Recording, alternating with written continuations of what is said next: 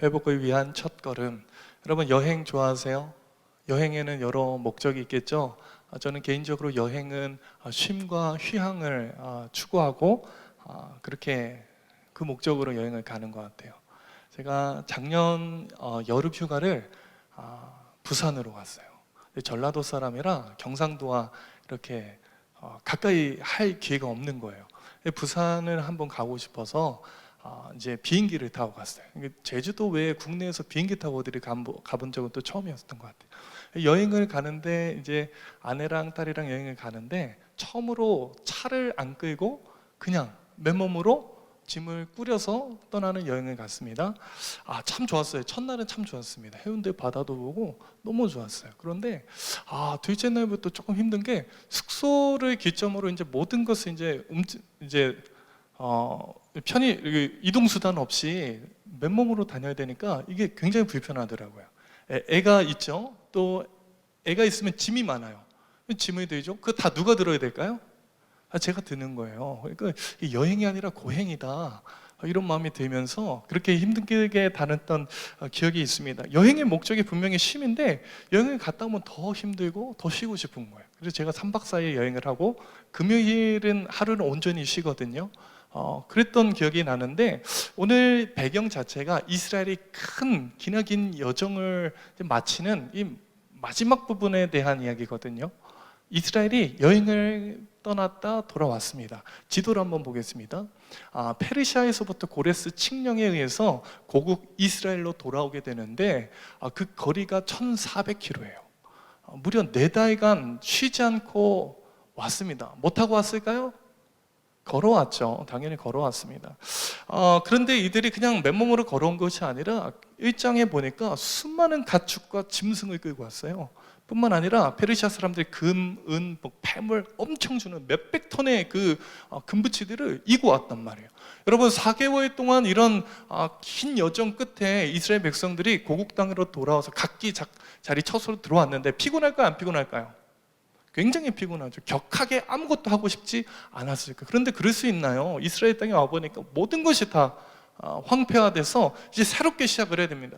각기 집을 사야 되고요, 뭐 살림살이 챙겨야 되고요, 뭐 집도 사고, 뭐 땅도 사고, 취업도 해야 되고, 장사도 해야 되고, 사업도 해야 되고, 굉장히 바쁜 그런 상황 가운데에 오늘 3장 1절이 펼쳐지는데 이 사람들이 그 바쁜 와중에 새롭게 모든 것을 재건하고 시작하고 회복해야 될 그 시점에 1절에 보니까 봅시다. 이스라엘 자손이 각자의 성읍에 살았더니 7째 달에 이르러 어디로 모였습니까? 일제히 예루살렘에 모였다. 자, 모였습니다. 이들이 뭐 하러 모였을까? 지도자를 뽑기 위해서, 뭐 아니면 군대를 조직하기 위해서, 뭐 이제 나라를 재건해야 되니까 그런 의미였을까? 2절에 보니까 이들이 모인 이유가 나오는 거예요. 자, 2절 말씀 같이 읽습니다. 시작. 요사닥의 아들 예사와 그의 형제 제사장들과 스알디엘의 아들 스룹바벨과 그의 형제들이 다 일어나 이스라엘 하나님의 제단을 만들고 하나님의 사람 모세와 모세의 율법에 기록한 대로 번제를 그 위에 자, 하나님의 제단을 만들고 거기서 뭐 한다는 거예요? 번제를 하겠다는 거예요. 여러분, 이스라엘 나라 회복을 위해서 사람들이 바쁘게 움직여야 되고 개인의 삶을 위해서도 내 집을 세우기 위해서 엄청 바쁘게 움직여야 돼. 그때에 이 사람들이 했던 첫 번째가 뭐냐? 고국 땅으로 돌아왔을 때 첫 번째 했던 것이 뭐냐? 따라합시다. 예배의 회복. 여러분, 우리가요, 우리 각자의 삶이 너무나도 바쁩니다. 진짜 눈꽃 뜰 수 없이 너무 바빠요. 해야 될 일 많아요. 그런데 신앙인에게 있어서 진정한 회복은요, 예배의 회복에서부터 출발한다. 오늘 성경이 말하고 있는 거예요. 사랑하는 여러분, 1차 청중에게 주시는 메시지가 있습니다. 당시 고국 땅으로 돌아와서 이제 새롭게 시작되어지는 새 출발을 하는 이스라엘 백성들에게 하나님께서 주시는 메시지가 뭘까요? 공동체 회복 뿐만 아니라 개인의 회복, 내 인생의 회복은요, 다른 곳에서부터 시작되는 것이 아니라 예배의 회복, 하나님 앞에서 영적인 회복에서부터 출발한다. 오늘 특별히 1절에 보니까 몇째 달에 이르러 예루살렘에 모였다고 기록하고 있습니까? 7번째 달. 자, 그러니까 도착해서 7개월 만에 예배 드렸다 이런 게 아니라 7월 달에 드렸다는 거예요. 여러분 집중하십시오. 이스라엘 그 달력은요, 종교력과 민간력이 있어요. 종교력은요, 우리 1월이 첫 시작해가 니산월이 그 유월절이 있는 달이 니산월이에요. 그런데 이 민간력에서는요, 7월 달이 1월이에요.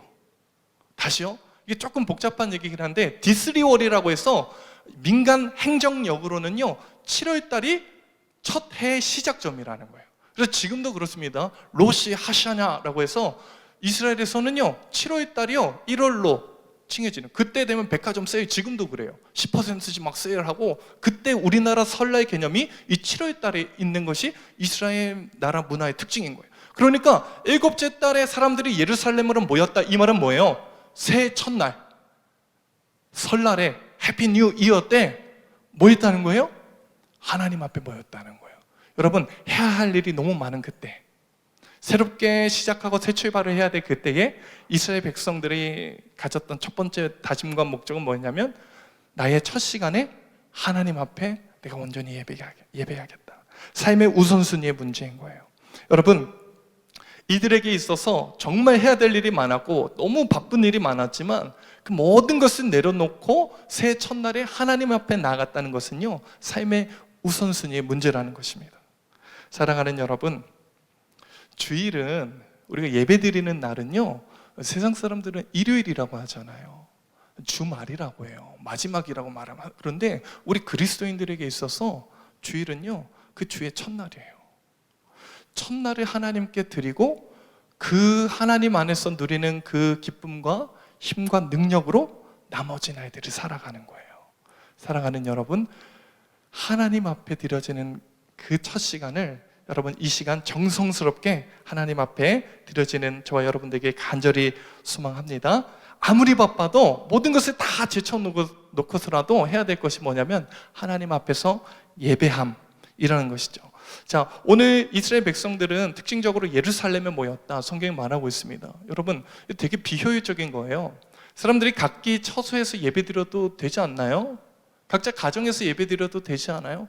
왜 그렇게 힘들게 4개월 동안 걸어와서 굳이 예루살렘까지 올라가서 예배를 해야 될 이유가 있을까요? 여러분, 이 부분에 대해서 우리가 좀 고민을 해봐야 돼요. 성경은 오늘날 우리에게 바로 전해지는 성경이 아니라, 하나님의 메시지가 아니라 당시 시대적 상황 가운데에 주신 하나님의 메시지예요. 그 시대 속에 어떤 문화와 가치가 있었느냐? 페르시아, 바벨론, 그리고 가나안 땅에는요, 수많은 잡신이 있었어요. 그런데 특징적으로 수많은 신전과 사당과 제단이 각처에 깔려 있는 거예요. 하나님은 그런 세상의 방식으로 예배 드림을 받지 않겠다는 거예요. 하나님께서 원하시는 것은 하나님이 정하신 그 자리에서 성도들이 나와서 그 자리에서 예배 드리는 것을 하나님께서 원하신다는 거예요. 장신대학교 김윤희 교수님에 의하면 당시 바벨론, 페르시아 지역에 어떤 신전들이 있었냐, 각처에 각 지역마다 50개의 신전이 있었다고 해요.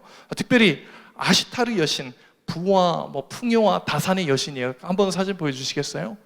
이 아시타르 여신이 바벨론의 대표적인 신인데, 이 여신의 사당이 전국에 180개가 있었대요.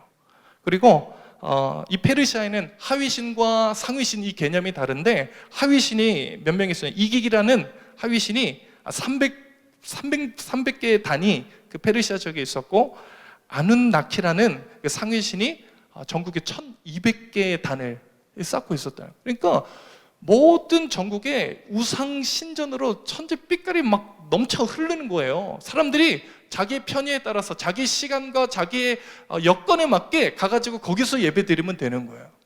그러니까 이게 이 신을 예배하는 것이 아니라, 신에게 섬김이 아니라 내가 나의 편의에 의해서 움직이는 신앙, 그러니까 하나님 중심이 아니라 나 중심의 신앙이 보통의 당시 시대의 보편적인 신앙의 모습이었다는 거예요. 하나님께서 원하시는 것은, 나는 세상 신과 같은 취급을 받고 싶지 않다. 나는 특별한 대우를 받고 싶다. 내가 너희를 특별하게 대우했으니 너희도 나를 특별하게 대우해라. 여러분, 하나님께서 원하시는 것은요, 성도들의 삶 가운데, 하나님 백성들의 삶 가운데에 하나님이 중심에 서고 싶어요. 우리가 연애를 할 때면 그래요. 내가 원하는 것, 내 취향대로 하지 않고 상대방이 원하는 것을 우리가 고르고 선택하고 그렇게 코스를 짜잖아요. 제가 이제 아내와 이제 연애하던 시절에 정말 제가 좋아하지도 않고 제 취향에 맞지도 않았던 뭐 파스타, 뭐 샐러드, 뭐 파스타도 종류도 무슨 뭐 봉골레, 뭐 까르보나라 이런 거를 제가 정말 초인적인 힘을 발휘해서 그때는 먹었어요. 지금도 먹을 수 있을까요? 지금은 자신이 없어요. 근데 제가 왜 그런 일을 했냐? 사실요, 편하게 하려면 동네 그냥 지천에 깔려 있는 김밥 해분 가면 돼요. 김밥 해분에 갔다가 내가 해분 갈까봐 못 가고 정말 특별한 곳에 그녀를 위해서 그렇게 준비했던 것 같아요. 하나님께서 우리에게 요청하시는 바가 그것입니다. 세상에서 나는 특별하게 대우를 받고 싶다. 살아가는 여러분, 이스라엘 백성들은요, 그 초점 자체가 우선순위가 하나님이었고 자기 자신의 중심이 아니라 하나님이 중심된 신앙생활을 시작했다는 것입니다. 사랑하는 여러분, 예배가 뭘까요? 예배는 내가 중심이 되는 것이 아니에요. 하나님이 중심이십니다. 그분이 원하시는 뜻대로, 방식대로. 우리는요, 때로는 나의 컨디션과 나의 상황과 내 감정에 따라서 예배를 드려요. 여러분, 이것은 이방 신들에게 예배하는 모습과 형태입니다. 하나님은요, 우리 마음의 중심에 계시길 원하고 하나님이 중심된 그 상황에서 우리가 예배드리기를 원하신다는 거예요. 사랑하는 여러분, 우리 예배는 하나님 중심입니까? 나 중심입니까? 우리는 많은 경우에 세상의 방식대로 하나님을 섬깁니다. 교회가 신앙생활이 편의점 같아요. 내가 원하는 대로 취사 선택합니다. 내 기호에 맞게 서비스를 받고 싶어요. 하나님을 예배하러 나온 이 자리에서 하나님을 섬기기보다 하나님으로부터 위로함 받기를 원해요. 하나님, 나 왔으니까 좀 나 채워주세요. 나를 좀 기쁘게 해보세요. 설교단에 섰을 때 느껴지는 거, 어디 그래 한번 해봐, 이런 느낌이에요. 여러분, 하나님께서 받으시는 예배는요, 그분이 중심된 예배예요. 내가 중심이 아닙니다. 우리는 언제부턴가 예배자가 아니라 소비자가 되어버렸어요. 여러분, 유튜브 영상 예배의 맹점이 뭡니까? 이 시대에 여러분, 영상 예배를 드릴 수밖에 없고, 사실 이 시대 가운데 정말 지혜예요. 이 영상 예배를 드리지 않을 수가 없습니다. 그러나 그 맹점이 뭔지 아세요? 유튜브 영상 예배를 드리면서 여러분 다 경험했잖아요. 우리의 마음가짐, 우리의 옷차림, 우리 정신, 여러분 온전합니까? 사실 저도 이제 우리 딸아이 영화부 예배 드리는데 이제 퇴근하고 갔어요. 코로나 막 심할 때 집에 일찍 가서 퇴근하고 왔을 때 막 영상 예배 보고 있는데 혼자 옷 갈아입고 있다 아내에게 혼났어요. 여보, 예배 중인데 바지를 벗으면 어떡해? 상상하지 마세요. 여러분, 근데 저만 그럴까요? 지금 영상 예배를 드리고 있는 청년들 중에 정말 옷가짐을 진짜 바르게 단정하게 하고 하나님 앞에 정성스럽게 예배하는 청년들 정말 있습니까? 여러분, 유튜브 가운데 광고 영상에 있고 수많은, 손가락 하나만 까딱하면 수많은 재밌는 요소들을 내가 취사 선택할 수 있는 거예요. 하나님께 드려지는 예배가 하나님 중심이 아니라 언제부턴가 나 중심이 되어져 버렸다는 거예요. 살아가는 여러분, 예배 드림에는요 불편함이 있어야 돼요. 정말 불편합니다. 더운 여름에 코로나가 확산되어지는 이때에 왜 우리가 굳이 여기까지 와서 예배를 드려야 합니까? 이스라엘 백성들이 1400km를 걸어왔습니다. 4개월 동안 걸어온 그 힘든 여정, 해야 될 일이 산더미에 산적해 있는 수많은 문제를 밀어두고 왜 굳이 예루살렘까지 올라가야 되냐는 거예요. 왜 예루살렘까지? 여러분, 신앙생활은요 서비스 받는 것이 아니에요. 내가 하나님께 서비스하는 겁니다. 섬기는 것입니다. 하나님께 예배를 드리는 것입니다. 그때는 불편함이 있어요. 예루살렘까지 올라가는 데는 험난합니다. 내 시간과 내 재능과 내 에너지를 쏟아야 돼요. 신약 시대에도 예수님께서 정말 호텔에서 예배 드리셨어요. 안 그러셨어요? 갈릴리 막 총구석에서 때로는 산 위에 올라가셔서 예수님 설교할 때마다 수많은 사람들이 예수님의 말씀을 듣고자 몰려왔다는 거예요. 세례 요한이 광야에서 소리칠 때에 사람들이 몰려왔습니다. 왜요? 그 자리가 호텔이라서, 편안한 자리라서, 서비스 받기 위해서 아닙니다. 예배 자리는 하나님이 계신 그 중심의 자리이기 때문에. 사랑하는 여러분, 이 시대 가운데 정말 우리가 회복해야 될 것은 하나님 중심의 예배예요. 오늘 성경에서 이스라엘 백성들이 고국으로 돌아왔을 때 첫 번째 했던 것이 뭐예요? 그들에게 분명한 목적 의식이 있었어요. 목표가 있습니다. 뭡니까? 성전 재건이에요. 그런데 성전 재건을 하지 않았어요. 오늘 2절부터 5절까지 말씀 봅시다. 자 3절부터 봅시다. 무리가 모든 나라 백성을 두려워하여 제단을 그 터에 세우고 그 위에서 아침 저녁으로 여호와께 뭐를 드렸어요?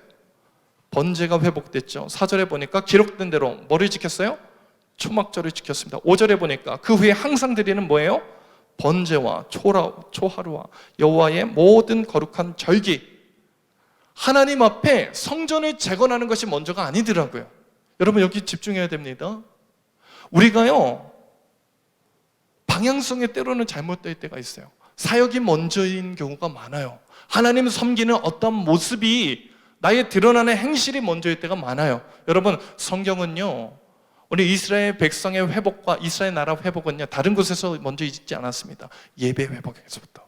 여러분 우리 회복은요 다른 곳에서 있지 않아요. 예배 회복에서부터 있는 줄로 믿습니다. 여러분 오늘 이 예배 회복을 일으키는 이 두 사람의 이 지도자의 이름이 나오는데 2절에 보니까 자 요사닥의 아들 누구입니까? 예수아. 그의 형제 제사장들과 스아이디아의 아들 누구예요? 스룹바벨. 여러분 예수아와 스룹바벨은요 이스라엘 1차 포로 귀환의 지도자 두 사람이었는데 항상 에스라 느헤미야에서 항상 반복되어지는 표현은 스룹바벨과 예수아예요. 스룹바벨은 정치 지도자입니다. 예수아는 종교 지도자, 제사장이었어요. 그런데 모든 성경에서 이 부분에서만 그 이름 순서가 뒤바뀌어요. 고국으로 돌아왔을 때에 사실 정치적 기반을 시스템을 새롭게 점검하고 지도자가 먼저 앞장서 나가야 되는데 회복을 위한 그 자리에서 누구 이름이 먼저 앞서는 거예요? 예수와 제사장 예수와 이름이 앞섭니다. 그게 뭘 의미하는 거예요? 여러분 삶의 자리에서 수많은 자리가 무너지고 세워야 되고 바쁘게 움직여야 될 수많은 자리가 있지만 그 가운데 먼저 세워져야 될 가치가 뭔가? 영적인 자리라는 거예요. 영적인 가치가 우리 가운데 무너지면 아무것도 아니라는 거예요.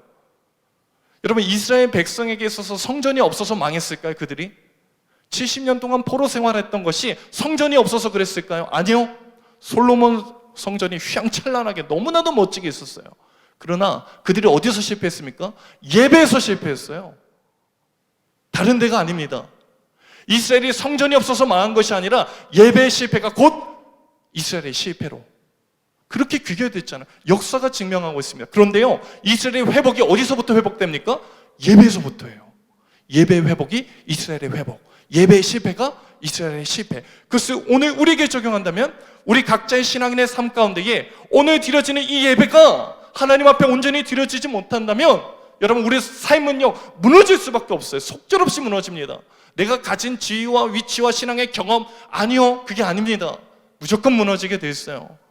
이스라엘이 70년 동안 뼈저리게 경험한 것은요 예배가 무너진 그 자리 가운데 하나님이 이스라엘의 포로로 넘겨버리셨어요. 성전 문을 누가 닫으셨을까요? 바벨론이 파멸시켰다고. 그건 역사가 말하는 얘기고 하나님이 문 닫았어요. 여러분 코로나 이 시대를 지나가면서 우리가 정말 경각심을 가져야 될 것이요 우리 삶에 뭐가 없다, 뭐가 결핍됐다, 내가 이것을 가지지 못했다, 수많은 문제들이 있고 수많은 회복해야 될 거리가 많이 있습니다. 그런데 진짜 필요한 문제가 뭔지 아세요 여러분? 진짜 결핍이 뭔지 알아요? 성도의 삶에 예배가 무너졌다는 거예요. 예배가 무너진 거에 대한 경각심이 우리 가운데 있습니까? 거기에 대한 우선순위가 있습니까? 내 삶의 우선순위가 하나님이고 예배입니까? 내 삶의 중심이 하나님 중심입니까? 아니면 나 중심입니까? 여러분 삶의 우선순위가 될 예배가 무너진 이스라엘은요 70년 동안 뼈저리게 경험했어요. 모든 것을 다 성공해도 모든 것을 다 가져도 하나님 앞에서의 관계가 무너지면 모든 것을 잃은 것이다. 지난주 담임 목사님이 설교하셨죠. 제가 저 뒤에서 말씀을 들으면서 마음이 너무 아팠어요. 사실 목회자가 이 자리에 서서 사랑합니다, 축복합니다, 여러분 잘 될 거예요, 누구나 할 수 있지만 정말 말씀에 기초해서 이거 아니다, 잘못됐다, 돌이켜라, 니들이 그렇게 살아서 되겠냐, 이거 말하는 거 쉽지 않아요. 저도 이미지 관리해야죠. 근데 저는요 어느 정도 타협했던 것 같아요. 이 기간에 정말 힘든 시간에 예배 나눠주는 것만 해도 고맙다, 이게 솔직한 제 심정이었거든요. 근데 담임 목사님은요 저보다 여러분을 더 사랑해요. 해야 될 말을 정말 아프지만 정말 정확하게 말씀하셨어요. 가장 큰 고민이, 제 기도 제목 첫 번째가 뭔지 아세요, 여러분?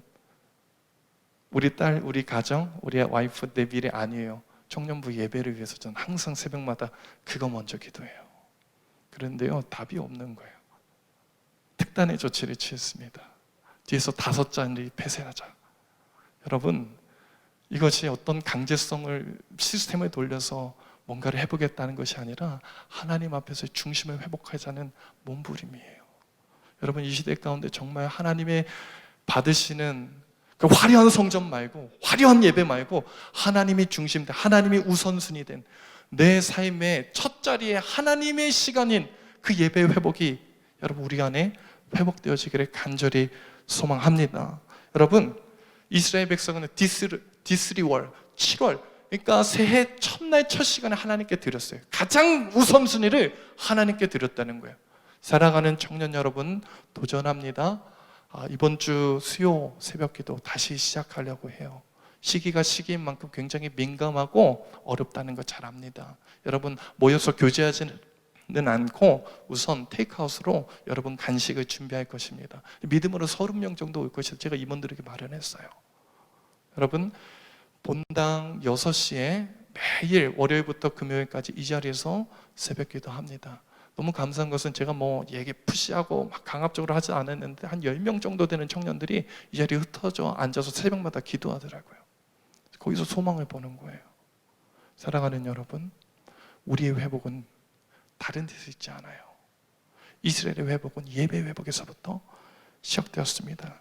사랑하는 여러분, 우리의 예배가 주님 앞에서, 하나님 앞에서 우선순위를 정하고 나의 첫 시간에, 일주일의 첫 시간에 이 시간을 지켜내고 하루의 첫 시간에 새벽을 지켜내므로 여러분 이 땅을 정말 신앙인의 능력으로 살아가시길 간절히 축복합니다. 쉬울까요? 이 일이 굉장히 어렵습니다. 다짐하고 또 다짐하고 결단해도 무너지는 것이 우리의 모습이잖아요. 자, 3절 봅시다. 이스라엘 백성들이 예배 드리는 그 자리에 사수하는 게 쉬웠을까? 자, 3절 읽습니다. 시작. 백성을 두려워하여 제단을 그 터에 세우고 그 위에서 아침 저녁으로 여호와께 번제를 드리며. 자, 무리가 모든 나라 백성을 어떻게 했다는 거예요? 두려워했다. 사실요, 이스라엘이 고국으로 돌아온 그 사실을 달가워하지 않는 사람들이 훨씬 많았습니다. 이스라엘 빼고 전부 다 싫어했어요. 그들이 예배 드리는 것을 되게 꼴보기 싫어했어요. 그 이스라엘 백성들이 고국 땅으로 돌아온 거에 대해서 그 당시 그곳에 살고 있었던, 알박기 하고 있었던 민족들, 사마리아 사람들, 또 그 주변 국가 사람들이 굉장히 싫어했다는 거예요. 최대 뭔데 다시 돌아와서 저러고 있냐. 여러분, 이게 모습이 오늘 우리의 모습이 아닌가 생각을 해봐요. 굉장히 민감한 시기잖아요. 수도권에 지금 감염이 확산되고 있는데 그 중심에 광명이 있습니다. 제 주중에 우리 청년 한 3명이랑 연락했는데 그 친구들 다 지금 재택 뭐라고 하죠? 자가격리 돼 있는 상황에 있는 청년들. 실제 피부로 와닿더라고. 이제 여기까지 가까이 왔구나. 이런 시기에 여러분 예배 나온다는 것이 쉽습니까? 어디? 여러분 주변에서 말리지 않던가요? 직장에서는요 아예 교회를 가지 못하도록 한대요. 군대에서도 휴가를 나와도 교회는 가지 마라. 지난주에 휴가 나온 친구 중에 한 친구가 예배 나오지 못해서 예배 끝나고 오더라고요. 그러라고 말한 게 아닐 텐데, 왜 우리가요 이 시대에 정말 신앙을 가지고 내가 그리스도인임을 자청하고 드러내는 것이 결코 쉽지 않습니다. 이 시대는요 기독교 안티를 넘어서 기독교 혐오의 시대예요. 내가 예수 믿는다는 것이 내게 마이너스 요소입니다. 드러낼 수가 없어요. 부끄러운 시대예요. 여러분 이스라엘 백성들이 그 자리 가운데 지금 농사 짓고 장사하고 집 세우고 해야 될 일이 산더미 같은데 다 내팽개치고 예배 드린다? 그거 보면서 사람들이 얼마나 비웃었을까요? 지금 미친 거 아니냐고, 지금 저렇게 하면 망한다고, 네 제정신이냐고 그렇게 말하는 그 시대에 이스라엘 백성들이 두려웠어요. 그 사실입니다. 예배 드리는 데는 결단이 필요한 거예요. 손해봄이 있습니다. 아픔이 있다는 거예요. 그런데요 그 두려움을 뛰어넘어서 예배를 드리는 그 자리를 사수했다는 거예요. 여러분처럼 이 자리에 나오는 것이 사실 결코 쉽다고 말할 수 없지만 하나님 앞에 나온 저와 여러분의 모습처럼 그들이 예배의 자리에 사수했다는 거예요. 여러분 모든 사람들이 이렇게 나오지 못합니다.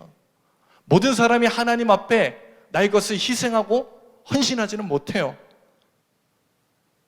사랑하는 여러분, 이들의 결단과 이들의 하나님 앞에서의 그 헌신의 모습이 어디서부터 비롯됐을까요? 이들은요, 사실 페르시아에서부터 그것을 경험했던 사람들. 페르시아에서 살기 좋은 나라입니다. 편안합니다. 세계 초인류 국가, 너무 살기 편안한 70년간 삶의 터전에 모두 읽어놨던 그곳에서 떠난다는 것이 쉬웠을까요? 결코 쉽지 않습니다. 그러나 그들은 떠났다는 거예요. 많은 사람들은요, 그 길을 선택하지 못했어요. 여러분, 2장 64절에 보니까 페르시아에 떠나서 하나님을 섬기기 위해 예배드리는 자리를 사모해서 떠난 사람들의 몇 명이 나오는데 64절 말씀 같이 봅시다. 자, 에스라 2장 64절 같이 읽습니다. 시작. 온 회중의 합계가 42,360명이요. 많아요, 적어요? 많아요, 적어요? 많다면 많을 수 있고 적다면 적을 수 있는, 당시 페르시아에 몇 명이 있었을까? 유대인들이 사로잡혀간 유대인이 200만 명이었어요. 여러분, 이 전체가 200만 명인 것을 감안했을 때에 4만 명은요 2%예요.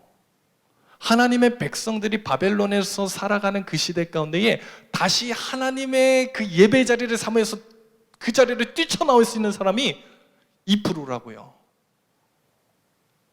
내 것을 손해보고 내가 거기 가는 것이 낭비되고 사람들에게 손가락질 당하고 정말 두려운 그 자리를 내가 사모해서 그 자리로 달려나갈 수 있는 사람이 정말 극소수라는 거예요. 그런데 놀랍게도 하나님은 그 극소수의 42,000명이나 되는 그 많지 않은 숫자인데 전체에 비해서 많지 않은 그 사람들의 면면을 2장 한번 펴보세요. 에스라 2장을 한번 보십시오. 수많은 사람들의 포로 귀환한 사람들의 명단이 보이십니까? 여러분 보이세요? 하나님의 관심이 어디 있을까요? 나 먹고 살고 내가 해야 될 일을 바쁘게 해내는 바벨론에 남아있는 200만 명일까요?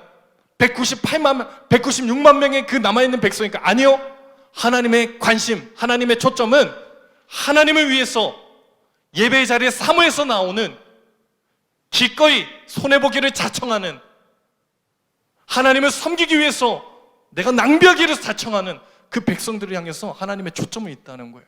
사람들은 알아주지 않을 수 있습니다. 사람들은 우리를 향해서 비난할 수 있고 분노할 수 있습니다. 정말 무식하다고. 그러나 하나님은 달라요. 하나님의 초점은 그 남은 사람들, 겨우 2%밖에 안 되는 그 사람들의 한 사람 한 사람의 그 마음과 그 사람들의 면면을 하나님은 손바닥에 새기셨어요. 사랑하는 여러분, 진정한 회복은요, 가진 몇 사람, 대단한 능력을 가졌던 페르시아에 있었던 수많은 유대인들이 아니라 고작 2%밖에 안 되는 42,000명으로 시작되는 그 돌아온 포로 귀환의 하나님 백성들을 통해서 하나님 나라가 다시 세워져요. 여러분, 이 자리에 우리가 함께 예배드리고는 있으나 정말 하나님을 위해서 내가 기꺼이 당신을 향해서 나의 것을 희생한다, 당신을 위해서 내 것을 낭비합니다 라고 결심하고 달려나오는 청년들, 그 청년들을 통해서 우리 서울 반석 청년부를 하나님께서 회복시키실 줄 믿습니다. 사랑하는 여러분, 우리는요 예배의 자리를 사모해야 합니다. 나의 상황과 형편과 내가 해야 될 수많은 것들을 회복하기에 앞서서 먼저 영적인 자리를 사모해야 돼요. 이스라엘에게 있어서 성전을 지을 수 있는 수많은 재물이 있었습니다. 인력이 있었어요. 세스바사를 통해서 1장에서 보니까 성전의 모든 기물들을 다 되찾았어요. 고레스가 칙령을 내려서 명분도 가졌습니다. 그런데 그들은 성전 짓지 않았어요. 우리 청년부에 있어서 사역이 먼저 아닙니다. 이 코로나 기간에 우리가 먼저 회복해야 될 가치는 예배예요. 여기서 승부가 나는 것입니다. 다른 데가 아니에요. 예배의 회복, 우리 각 개인의 영적인 회복, 우리 공동체의 예배의 회복, 여기서부터 우리 서울 반석교회 공동체가, 우리 청년부가 다시 회복되어질 줄로 믿습니다. 사랑하는 여러분, 자, 그런가 하면 오늘 하나님께서 이스라엘 백성들에게 주시는 메시지가 무엇일까요? 자, 한번 따라합시다. 현상을 넘어 하나님을 바라볼 때 회복이 있습니다. 다시요. 현상을 넘어 하나님을 바라볼 때 회복이 있습니다. 여러분 보십시오. 10절 그리고 11절 말씀을 봅시다. 이제 예배가 회복되어졌고 성전을 짓는데 사람들이 너무 기뻐해서 어쩌할 줄을 모릅니다. 10절 건축자가 여호와의 성전에 기초를 놓을 때에 제사장들은 예복을 입고 나팔을 들고 아삽 자손 레위 사람들은 제금을 들고 서서 이스라엘 왕 다윗의 규례대로 여호와를 찬송했다. 자, 11절 말씀 읽습니다. 시작. 찬양으로 화답하며 여호와께 감사하여 이르되 주는 지극히 선하심으로 그의 인자심이 이스라엘에게 영원하시도다 하니 모든 백성이 여호와의 성전 기초가 놓임을 보고 여호와를 찬송하며 큰 소리로 즐거이 부르며 70년간 성전이 없었어요. 여러분 계속 없었으면 괜찮은데 있다 없으니까 그 소중함이 너무 절실해지는 거예요. 70년 동안 없었던 성전이 이제 성전 지대가 놓여지니까 사람들이 기뻐하고 찬양하고 환호합니다. 여러분 우리가 코로나를 겪으면서 정말 얻게 된 교훈이 뭡니까? 일상의 소중함 아니에요? 당연하게 생각했던 것이 당연한 것이 아니게 되었어요. 제가 코로나 기간 동안 이제 예배가 다 닫혀지고 막 오픈했을 때 본당에서 교역자들만 앉아서 예배를 드렸어요. 딱 12명 정도, 13명? 이 넓은 공간에 이렇게 듬성듬성 앉아서 예배 드리는데 진짜 한 달 정도 쉬다가 나와서 현장 예배를 딱 드릴 때의 그 감격, 정말 하나님 앞에서 눈물로 예배를 드렸던, 정말 겨우 한 달이 지났는데도 그런 경험을 했거든요. 이스라엘 백성들 70년 동안 성전이 문 닫았어요? 없었습니다. 그러다가 성전이 세워지는 그 모습을 보니까 감격에 차서 너무 기뻐하는 거예요. 그런데 기뻐하는 사람만 있었느냐? 아니더라고요. 12절 말씀을 봅시다. 시작. 제사장들과 레위 사람들과 나이 많은 족장들은 첫 성전을 보았으므로 이제 이 성전의 기초가 놓임을 보고 대성통곡. 여러 사람들은 기쁨으로 크게 함성을 지르니. 자 보세요. 한쪽에서는 기뻐하고 한쪽에서는 뭐해요? 대성통곡하는 거예요. 이게 뭡니까? 양쪽의 그 극단의 감정이 같이 있는 거예요. 공존하고 있어요. 근데 놀라운 것은 기뻐하는 사람이나 슬퍼하는 사람들이나 다른 부류의 사람이 아니라, 잘 보십시오. 11절에 보니까 누가 기뻐했어요? 자 11절에 보니까, 죄송해요, 10절에 보니까 제사장들과 예복을 입고 나팔을 들고 아삽 자손 레위 사람들이, 이렇게 말하고 있죠. 제사장들과 레위 사람들이 그렇게 기뻐하고 찬양했는데, 아이러니하게 12절에 보니까 누가 지금 울고 있어요? 제사장들과, 이거 정말 웃기는 거예요. 제사장과 레위들이 막 북치고 장구치고 막 다 하는 거예요. 울기도 하고 웃기도 하고. 이게 뭡니까? 이게 우리 인생의 단면을 보여주는 것 같아요. 여러분, 우리가 하나님을 정말 사랑하고 기뻐하고 하나님 앞에서 기쁨이 있어요. 물론 있습니다. 하지만 동시에 우리 안에 눈물이 있다는, 하나님을 향한 원망이 있다는 거예요. 속상함이 있다는 거예요. 사람들이 왜 울었을까요? 옛날에 솔로몬 성전에 그 휘황찬란함을 봤습니다. 그런데 이제 보니까, 이제 지어지는 성전을 보니까 너무 초라해요. 기대에 미치지 못해요. 내가 이러려고 1400km 걸어왔나? 내가 이러려고 신앙생활하나? 기쁨과 슬픔이 공존하는데, 너무 재밌는 것은 13절 봅시다. 13절 시작. 백성이 크게 외치는 소리가 멀리 들리므로 즐거이 부르는 소리와 통곡하는 소리를 백성들이 분간하지 못하였더라. 그 두 소리가 섞였는데 누가 울는지 누가 웃는지 분간이 안 되는 거예요. 여러분, 대부분 사람들이 거기서 기뻐하고 환호했거든요. 나이 많은 족장들, 지도자들은 많이 없었습니다. 기뻐하고 환호하는 소리에 묻혀서 눈물 소리가 막 사그러진 거예요. 모든 사람들이 다 웃고 있는데 나만 울고 있어. 정말 슬프거든요. 그러면 내 안에 두 감정이 공존하는, 하나님을 사랑하고 기뻐하는, 정말 하나님의 역사에 대한 감동과 그 은혜에 대한 감격이 분명히 있지만, 동시에 내 삶의 현실을 보니까 내가 원하는 기대와 내 목표와 내 꿈이 좌절된 것을 볼 때에 정말 하나님께 원망스럽고 나 자신이 초라해지고, 그런 경험 없으세요, 여러분? 우리가 두 마음을 가지고 있어요. 신앙생활 열심히 합니다. 하나님 앞에 찬양의 기쁨도 있고 예배의 감격도 있어요. 정말 기도하고 하나님 앞에 헌신하는 모습이 있습니다. 그런데 하나님이 내게 허락하신 모습은 꼴랑 이거예요. 그때 느껴지는 그 감정, 원망스러움, 하나님께 실망함, 하나님 왜 나 잘 되는 꼴은 안 보고 나 망하는 꼴만 보시려고 그럽니까? 너무 쪼잔한 것 같아요. 좀 팍팍 밀어줬으면 좋겠는데, 주중에 이제 시험 보는 청년들 위해서 제가 기도할 때 드는 이 마음이 이래요. 내가 기도 좀 하면은 청년들 바로 팍팍 붙었으면 좋겠어요. 최종 면접 남겨놓은 그 청년 위해서 기도하는데 진짜 잘 됐으면 좋겠어요. 근데 정말 두려운 것은 청년들이 물어보는, 어떻게 됐어요? 물어봐. 이번에 좀 어렵게 됐어요. 그럼 내가 너무 미안해요. 내가 미안해 막. 내가 능력이 없어서 그런가? 하나님 지금 뭐 하시냐고. 좀 영업을 하시려면 제대로 하시라고. 목사가 기도하면 시험도 합격하고 좀 잘 풀리고 해야 내가 뭐 기도할 맛도 나고 좀 뭐 해볼만 하지. 근데 하나님은요, 우리에게 주시는 것은 꼴랑 막 성전 기초공사 그 정도 대단한, 옛날에 그 화려한 모습이 아니라, 기대했던 모습이 아니라 너무 초라한 모습을 보여줄 때가 많이 있다는 거예요. 살아가는 여러분, 우리는요 하나님으로부터 많은 실망을 합니다. 때로는요 내가 원하는 것을 하나님 정말 들어주시지 않는 것 같아요. 이스라엘 백성들이 자유를 얻은 것 같으나, 아까 지도 한번 다시 봅시다. 이스라엘 백성들이 우리 고레스를 통해서 고국으로 돌아온 것은 맞습니다. 그런데 여전히 페르시아의 속국이에요. 완전한 자유를 얻지는 못했습니다. 여전히 식민 치하 가운데 있는 거예요. 이스라엘 백성들이 느낄 때는 이게 완전한 자유가 아니에요. 내가 원하는 것을 들어주지는 않아. 이번에 시험 합격했으면 좋겠는데 그게 안 될 수 있고요.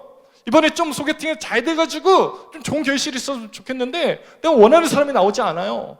그럴 때 느껴지는 우라통, 지하철에서 이렇게 스쳤는데 박보고 만나고 연락처 따고 그랬으면 좋겠는데 그런 일이 일어나지가 않습니다.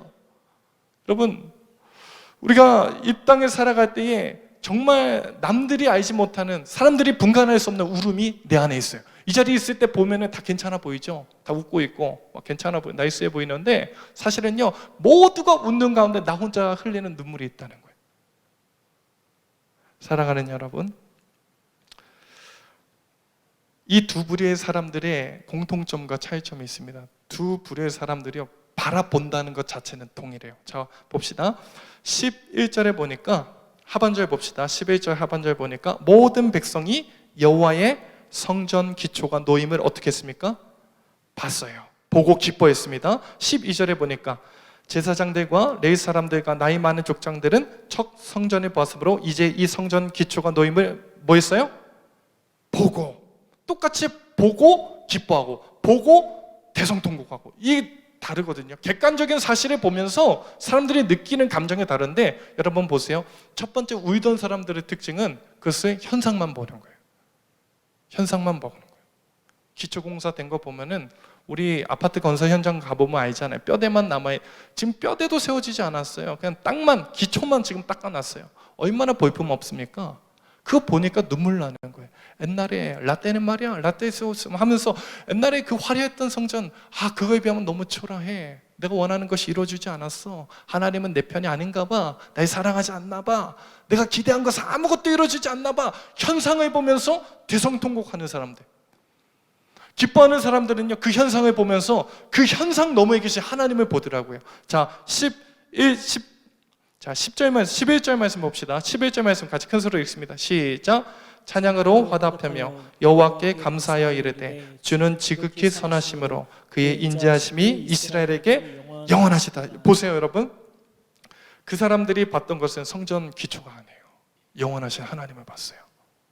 이스라엘을 향해서 인자하심이 영원하신 그 하나님을 봤어요. 성전 기초를 보면서 기뻐한 것이 아닙니다. 성전이 세워져가는 그 모습을 보면서 야, 우리가 성전 세웠어 하면서 기뻐하지 않고 어디서 기쁨을 얻었습니까? 하나님의 인자하심, 무너졌던 나를 세우시는 하나님의 영원하신 인자하심.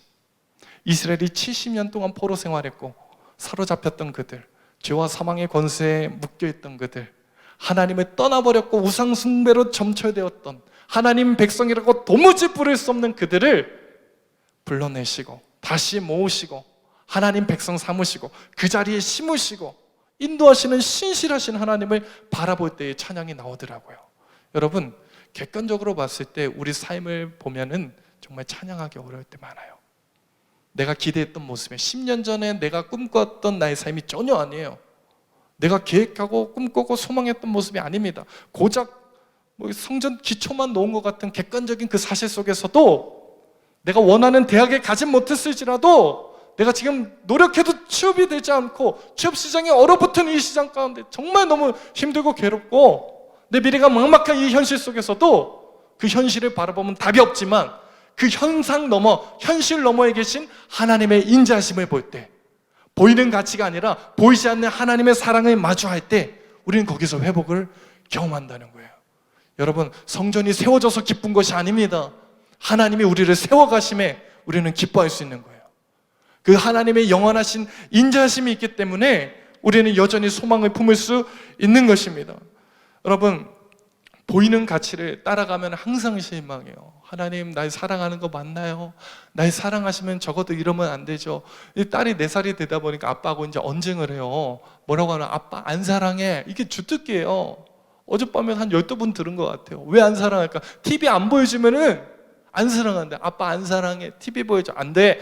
아빠 안 사랑해. 초콜릿 달래. 초코송이 달래요. 초코송이 안 주면 아빠 안 사랑해. 항상 아빠, 그러니까 아빠가 TV를 보여주고 초코송이를 줘야 아빠는 나를 사랑한다. 그러나 저는 항상 딸에게 하는 말이었어요. 그래도 아빠는 날 사랑해.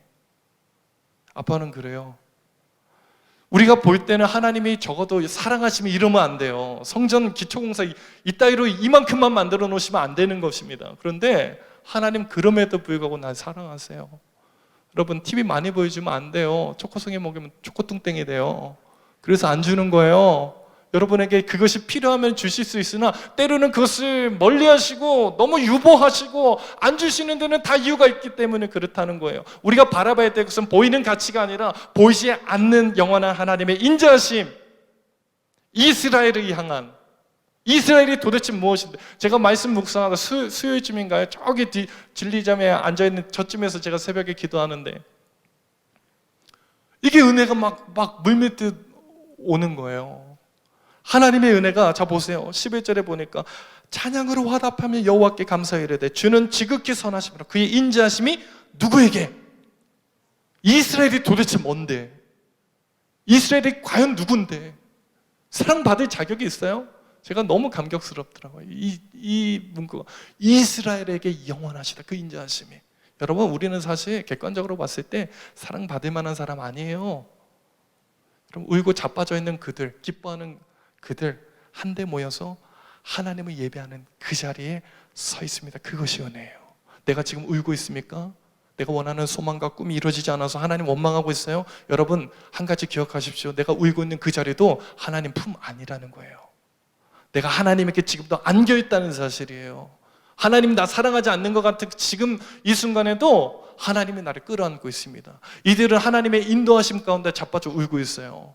때로는 웃고 있어요. 한 가지 기억해야 될 것은 하나님의 인자하심은 이스라엘을 향해서 영원하다는 거예요.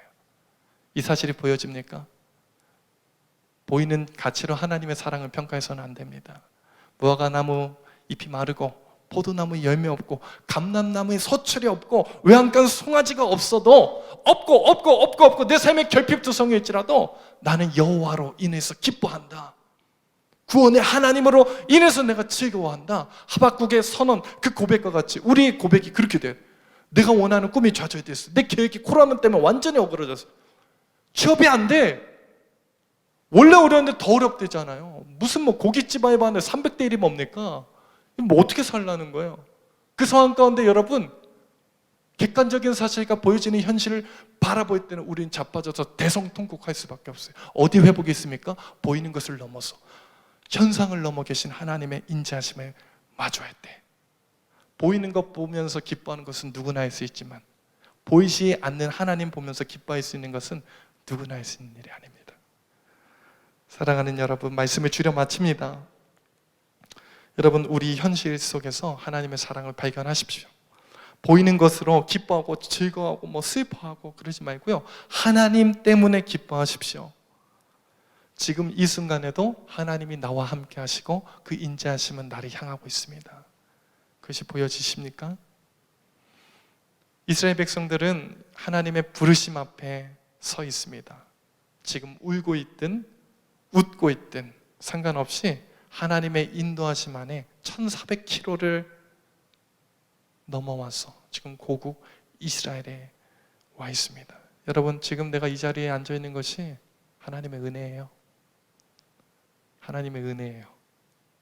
내가 울고 있던 웃고 있던 그와 상관없이 하나님의 인자하심 지금 나를 향하고 있습니다. 여러분, 그 안에서 회복을 경험하십시오. 말씀을 주려 마칩니다. 회복의 첫 걸음은 예배 회복에서부터 시작됩니다. 여러분, 현상을 넘어서 하나님을 바라볼 때, 현실 너머에 계신 하나님의 인자하심의 그 영원함을 경험할 때에 우리 안에 회복이 있습니다. 이번 한 주 살아가시면서 정말 하나님 안에서 이런 회복 경험하는 저와 여러분들에게 간절히 소망합니다. 자, 우리 함께 이 찬양으로 나아갔으면 좋겠는데요.